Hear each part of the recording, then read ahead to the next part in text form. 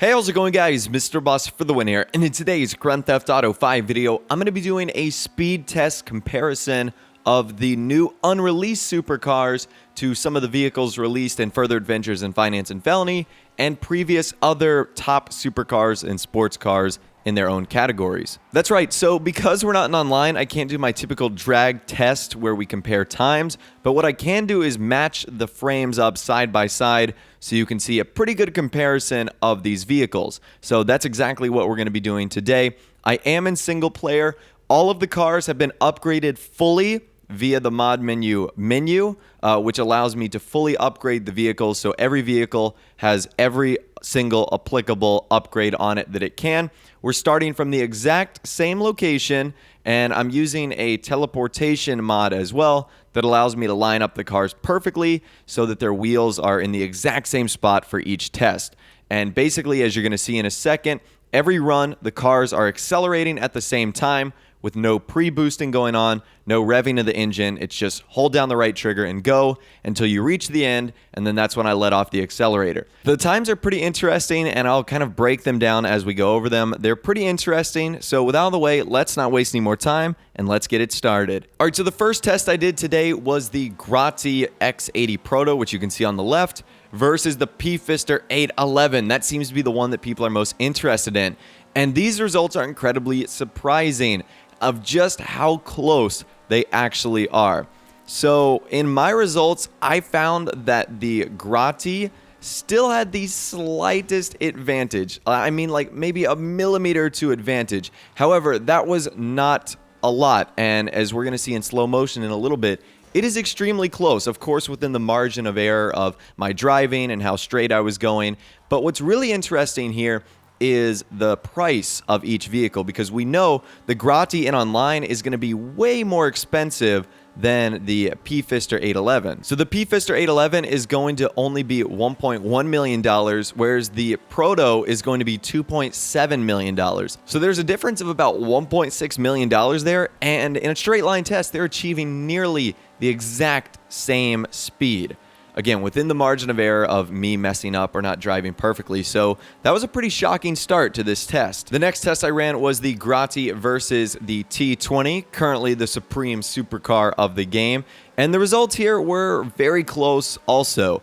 It was, down to the wire between the Grotti and the T20. And those results were very, very similar too. I think the Grotti had a slight advantage over the T20, which you would expect because it's about $500,000 more expensive. So it looks as if the Grotti is, in a straight line, going to outperform the T20 when we do eventually get this vehicle in Grand Theft Auto Online. So that's really interesting. Up next, it was the Grotti X80 Proto versus the Banshee 900R, and the results here were still not really shocking. We see the Grotti barely edging out the 900R, which of course is kind of in that top tier category with the T20. So again, it looks as if that the Grotti X80 Proto is holding its own with all the other vehicles that are previously in Grand Theft Auto and have come out with the existing DLCs. So that's exciting. It looks as if this new supercar is going to be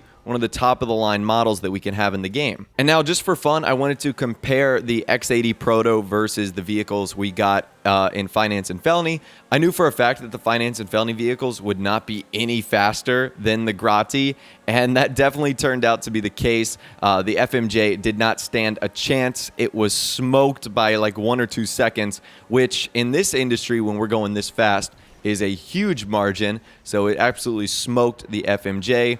And then when I went against the Reaper, it smoked that car even more. The Grotti just absolutely abolished the Reaper. It didn't even stand a chance against any of those two cars. So this vehicle, much faster than any of the supercars that we got in Further Adventures in Finance and Felony. Up next, it's time for the PFISTER 811 versus the T20.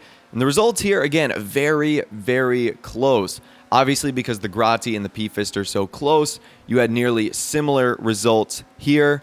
But I did notice that the 811 performed slightly better than the Grotti versus the T20. So I ran it again in slow motion, and I made sure that everything was good. And it's just like, yeah, it's a fraction of a second faster, but it really does make a difference. Is the PFISTER 811 going to be the best new supercar of this update? I guess we're just going to have to find out. Up next, it's the exact same test, PFISTER versus 900R. Results, again, very, very close here, with the PFISTER once again barely edging out the 900R.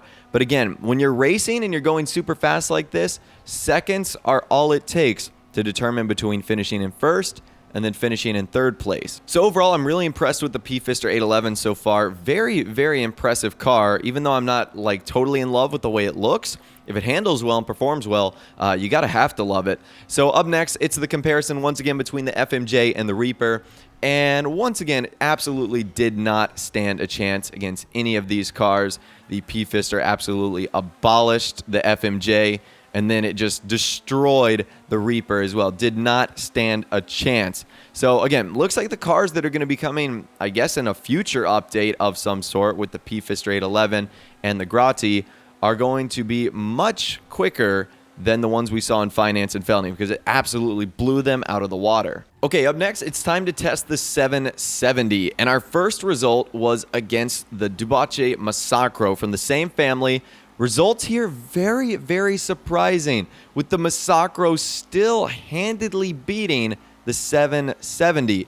In fact, I was so unsure of the final result, I was like, that can't be right. I must have messed that up. That in the next result, I even gave the 770 about a half-second head start just to see if I like messed anything up, and the results were still exactly the same. The Massacro still, in this straight line test that I personally ran, was beating the new Dubace 770. So I don't know what this means, because we know the price of the 770. It's more expensive than the Massacro, and it still wasn't really able to hang, even with that slight little head start that I gave it. So that's really interesting. Is the 770 not going to be enough to compete with its other Dubace brother, the Massacro?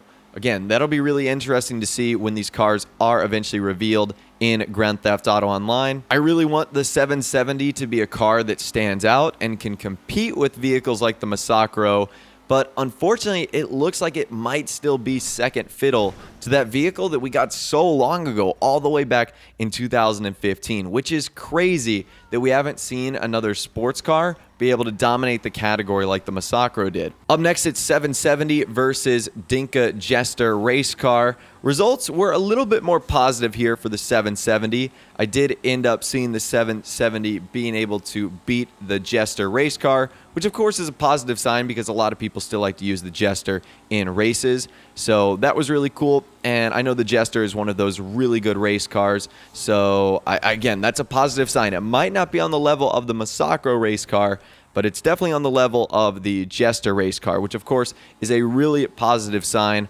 for anyone that wants the 770 to be a successful vehicle. And finally, last but not least, I compared it to the Elegy, and it pretty much smoked the Elegy, which was a really clear sign. So this should give you a good idea of where this vehicle looks to be sitting when it does release in Grand Theft Auto Online. Slightly slower than the race car Massacro, slightly faster than the Dinka Jester, and then smokes vehicles like the Elegy. So I thought that was really interesting, and obviously there were some crazy comparisons right there. So anyways, those are some tests and some comparisons between the unreleased supercars and sports car of, I guess, a future update, and some of the top tier supercars of previous DLCs and the further adventures and finance and felony vehicles. So let me know what you think about the results in the comment section down below. I think this is really shocking and of course really interesting. The Grotti, the PFISTER 811, their results were pretty crazy. The 770 not totally being able to compete with the top sports car, that's kind of interesting as well. Let me know what you think about this test in the comment section down below. If you did go on to enjoy the video, a like rating would of course be awesome. And also subscribe to my YouTube channel if you are new, where you like daily GTA 5 videos like this. With all the way, guys, like I said, thanks for watching. Take care, and I'll see you guys in the next video.